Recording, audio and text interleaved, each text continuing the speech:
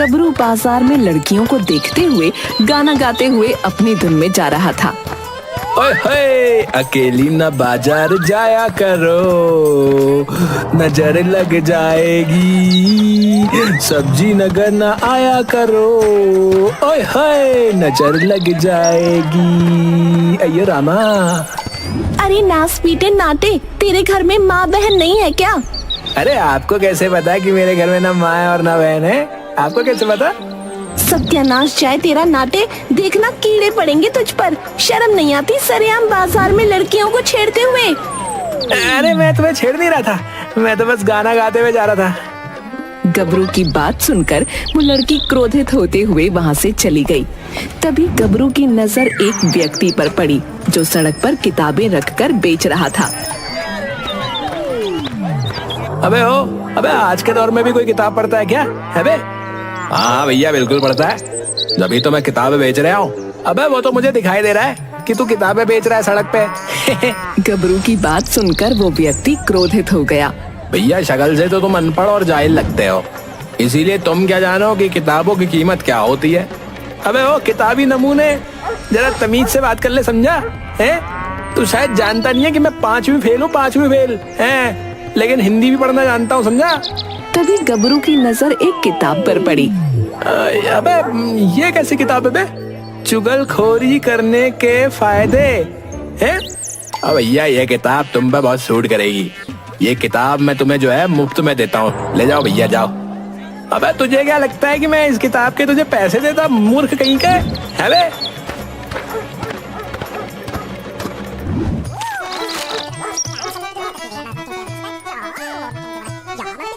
अरे वाह यार, इस किताब में तो चुगलखोरी के बहुत फायदे लिखे हुए हैं। इसका मतलब मुझे भी चुगलखोर बनना चाहिए है। मगर इसके लिए पहले मुझे शराफत का चोला पहनना होगा, तभी लोग मेरी बात पे विश्वास करेंगे ना। कहाँ से शुरुआत करूं, कहाँ से? हाँ, चाय वाले की दुकान से शुरुआत करता हूँ।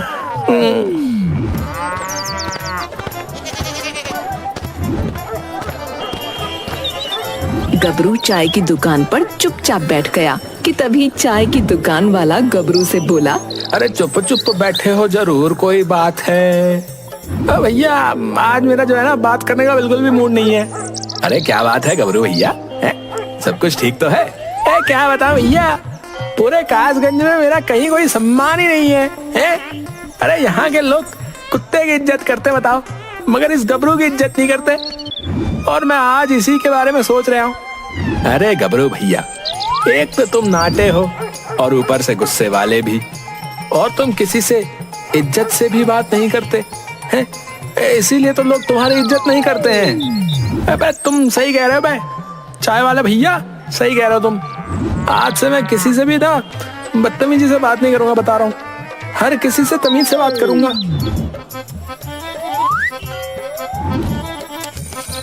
अबे ओ मतलब चाय वाले भैया जी, हमारा और तुम्हारा आज तक का हिसाब चुकता है। अब मुझसे मत कहना कि तुम मुझे पैसे नहीं देते। ये देखकर चाय वाले की आंख में आंसू आ गए। गबरू भैया, तुम बहुत अच्छे इंसान निकले भैया। मैं तुम्हें बेवजह आज तक बुरा भला कहता रहा है। कोई बात नहीं, मुझे तो कासगंज में हर कोई बुरा भला बोलता ही है। नहीं गबरू भैया, अगर तुम्हें पूरे कासगंज में सबसे ज्यादा बुरा भला कोई बोलता है ना, तो वो कासगंज का मुखिया है, जो पता नहीं अपने आप को क्या समझता है। जब देखो अपनी बेटी झुमरी को लेकर जो है पूरे कासगंज में सांड की तरह टहलता रहता है। मेरा बस चले तो मैं उसकी और उसकी बेटी झुमरी की वो कुटाई करूं कि सारा कासगंज देखता रहे भैया। गबरू कुछ देर चाय की दुकान पर बैठकर सीधा गांव के कासगंज के मुखिया के पास चला गया। मुखिया जी, मुझे आपसे कुछ बात करनी है। गबरू, लेकिन मुझे तुमसे कोई बात नहीं करनी भाई, क्योंकि तुम्हारे पास ठलुआपंती की बातों के अलावा कुछ भी नहीं होता है।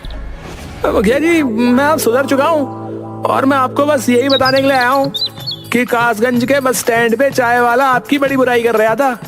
वो बोल रहा था कि उसका बस चले ना तो वो आपकी और झुमरी की बुरी तरह से कुटाई कर दे। यहाँ ये सुनकर मुखिया बुरी तरह से चौंकता हुआ बोला, है? लेकिन मैं तुम्हारी बात पर विश्वास कैसे करूं भला? तभी एक व्यक्ति जो कि गबरू के ही साथ चाय की दुकान पर बैठा हुआ था आकर मुखिया से बोला, अरे गबरू बिल्कुल सही कह रहा है मुखिया जी।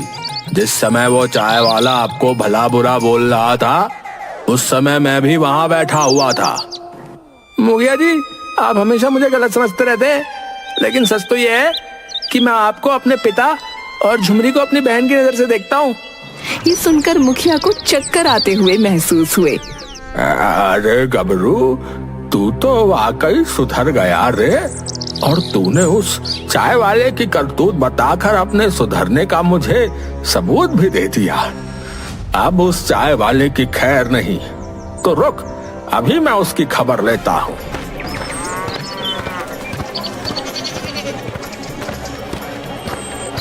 क्यों रे, मेरी पीठ पीछे तू मेरे और मेरी बेटी के बारे में क्या अनाप शनाप बक रहा था रे? चाय वाला ये सुनकर बुरी तरह से चौंकता हुआ बोला, मुखिया जी मैंने तो आपके और आपकी बेटी के खिलाफ कुछ नहीं बोला।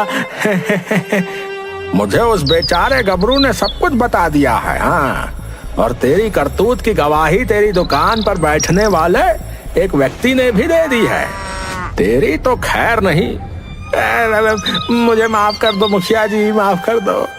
मगर मुखिया चाय वाले को बुरी तरह से पीटने लगा और उसकी चाय की दुकान का सारा सामान तोड़ दिया। कल से तेरी दुकान अगर मुझे यहाँ दिखाई दी तो मैं तुझे गांव से धक्के देकर बाहर निकाल दूंगा, बता रहा हूँ। इतना बोलकर मुखिया वहाँ से चला गया। चाय वाला अपने सर पर हाथ रखकर गुस्से से बोला, चापलूस गबरू, काश तू इस वक्त मेरे सामने होता तो मैं तुझे नाटे से और ज्यादा सन्नाटा बना देता।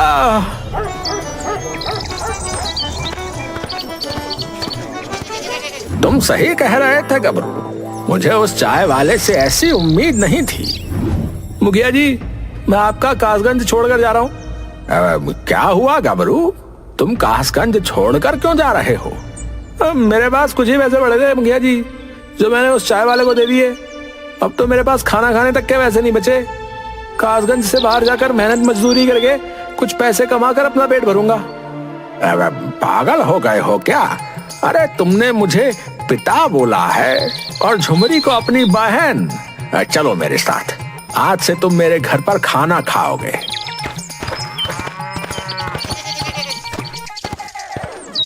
क्या बात है गबरू, कल ही मैंने चुगलखोरी के बारे में पढ़ा था कि चुगलखोरी के कितने फायदे होते हैं, और आज देख भी लिया है।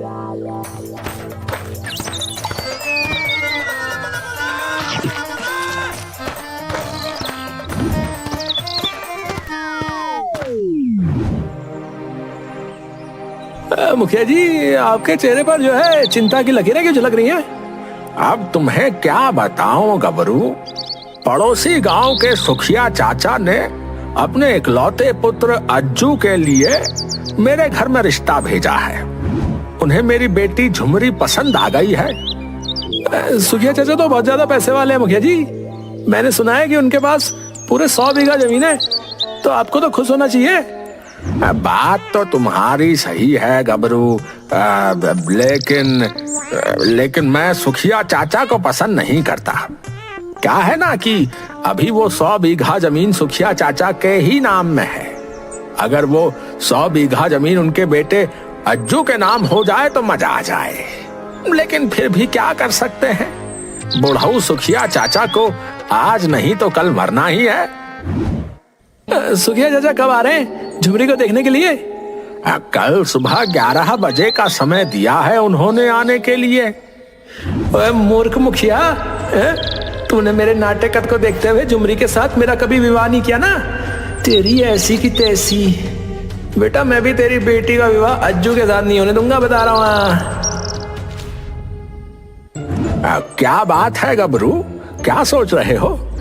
कुछ नहीं मुखिया जी, आप गांव के लुटिया हैं, मेरा मतलब मुखिया हैं। आप जो फैसला लेंगे वो बेहतर होगा। मुझे अभी भी विश्वास नहीं हो रहा गबरू कि तुम इतने सुधर गए हो। मुखिया की बात सुनकर गबरू मुस्कुराता हुआ घर से बाहर चला गया और सुबह 11 बजे कासगंज की सीमा पर टहलने लगा। तभी उसे दूर से सुखिया चाचा और उसका बेटा अज्जू आता हुआ दिखा। अरे कहाँ जा रहे हो सुखिया चाचा, कहाँ जा रहे हो? क्या गबरू, तुम्हारे कासगंज के मुखिया के घर पर जा रहा हूँ। क्या है कि मुझे उनकी बेटी झुमरी पसंद है अपने बेटे अज्जू के लिए, इसीलिए मैं अपने बेटे अज्जू को भी साथ लिए जा रहा हूँ। लेकिन मुखिया तो कल आपको काफी भला बुरा बोल रहा था। क्या बकवास कर रहे हो गबरू? हाँ सच बोल रहा हूँ। बोल रहा था कि कुछ ऐसा हो जाता कि आपकी 100 बीघा जमीन आपके बेटे अज्जू के नाम हो जाती और आप मर जाते। और हाँ, ये भी बोल रहा था कि बुढ़ऊ सुखिया को एक ना एक दिन तो मरना ही है। ये बकवास है गबरू। सारा कासगंज जानता है कि तुम एक नंबर के झूठे और मक्कार हो। मैं तुम्हारी बात पर विश्वास क्यों करूं? मैं जानता था सुखिया चाचा कि आप मेरी बात पर विश्वास नहीं करोगे, इसीलिए सबूत के तौर पर मैंने अपने मोबाइल में मुखिया जी की बातों को रिकॉर्ड कर लिया था। ये सुन लो, 100 बीघा जमीन उनके बेटे अज्जू के नाम हो जाए तो मजा आ जाए। बुढ़ऊ सुखिया चाचा को आज नहीं तो कल मरना ही है। 2 कौड़ी का मुखिया है? एक तो इसकी बेटी के घर पर रिश्ता करके मैंने एहसान किया इस पर, और ऊपर से ये मेरे मरने की ही दुआएं मांग रहा है। इसे छोड़ूंगा नहीं। चलो अज्जू, मुखिया को पीट कर आते हैं, चलो।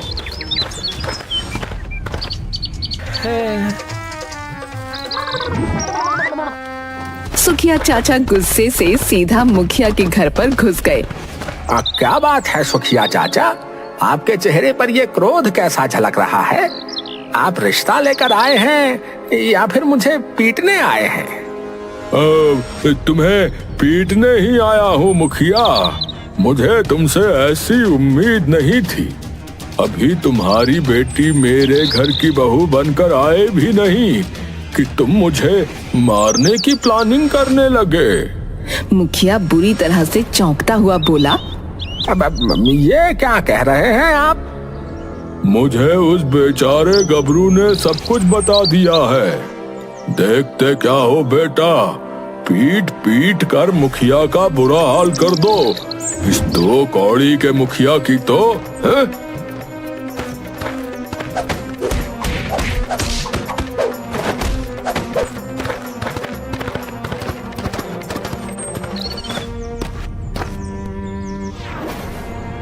अरे पिताजी, आपको कौन रुई की तरह धुनकर चला गया? अरे झुमरी, ये सब कुछ उस गबरू की करतूत है। कल जो मैं गबरू के सामने बातचीत कर रहा था ना, उस चुगलखोर गबरू ने सारी बातचीत सुखिया चाचा और उसके बेटे अज्जू को बता दी, और वो दोनों मुझे कुत्ते की तरह पीट कर चले गए। आई, मुझे तो कल ही उस नाटे पर शक हो रहा था। आप खुद ही सोचिए पिताजी कि वो मक्कार गबरू रातों रात कैसे सुधर गया। तुम सही कहती हो झुमरी, लेकिन वो गबरू का बच्चा मुझे जानता नहीं। मैं उसका कासगंज में रहना हराम कर दूंगा। कहाँ है तू चुगलखोर गबरू? गबरू एक पेड़ के नीचे बैठा हुआ सारी बातें सोचकर हंस रहा था कि तभी कासगंज का एक व्यक्ति दौड़ता हुआ आकर गबरू से बोला, अरे गबलू, तुम यहाँ बैठे हुए हंस रहे हो? उधर मुखिया गाँव वालों के ठाट तुम्हें ढूंढ लिया है और ताए वाला तलाली लेकर तुम्हारी तलाश कर लिया है। ये सुनकर गबरू बुरी तरह से डर गया।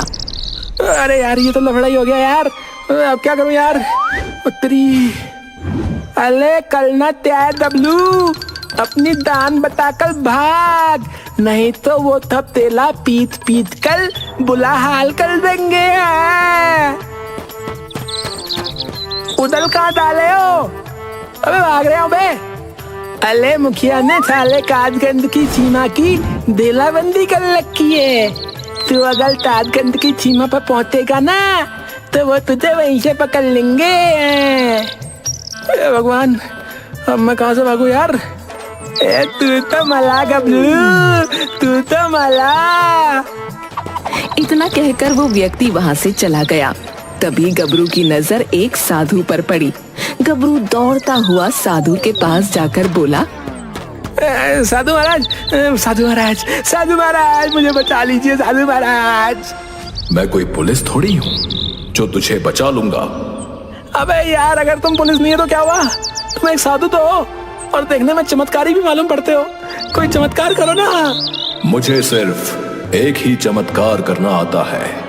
कौन सा चमत्कार? मैं सिर्फ रंग बदल सकता हूँ। रंग बदल सकता हूँ? क्या मतलब? मैं तुम्हें समझाता हूँ। जैसे कि तुम्हारा शरीर का रंग काला है, मैं उसे नीले में परिवर्तित कर सकता हूँ, पीले में परिवर्तित कर सकता हूँ, यहां तक कि काले में परिवर्तित कर सकता हूँ। अब तुम बताओ कि तुम्हें अपने शरीर का रंग कैसा चाहिए? हाँ, समझ गया। तुम कहना क्या चाह रहे हो? मुझे ऐसे रंग में परिवर्तित कर दो कि कोई मुझे पहचान ही ना पाए।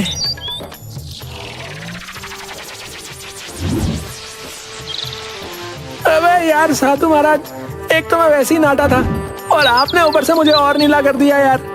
अरे, तुमने ही तो बोला था कि कोई भी तुम्हें पहचान ना पाए। इस रंग से तुम्हें कौन पहचानेगा? अरे हाँ, ये तो मैं भूल ही गया था। हाँ, ठीक है साधु साहब, ठीक है। और सुन, ये तेरा नीला रंग 1 महीने तक तेरे शरीर पर रहेगा। उसके बाद ये स्वयं उतर जाएगा। गबरू वहां से भागने लगा कि तभी मुखिया और गांव वालों की नजर नीले पड़ चुके गबरू पर पड़ी। अरे देखते क्या हो, पकड़ो इस नाटे को। इसकी तो अपने शरीर पर नीला रंग पोत कर भाग रहा है। गांव वालों ने गबरू को पकड़ लिया। अबे ओ मुखिया, अबे मुझे पहचान कैसे लिया बे? मेरा रंग तो नीला है। अबे मूर्ख, तेरा रंग नीला जरूर है, लेकिन तेरा कद तो नाटा ही है ना। और पूरे संसार में सिर्फ तू ही 2 फीट का है, समझा? अरे देख क्या रहे हो, मारो इस चुगलखोर गबरू को। गांव वाले बुरी तरह से गबरू को पीटने लगे और गबरू बड़ी मुश्किल से अपनी जान बचाकर गांव की सीमा से बाहर निकलकर भाग गया।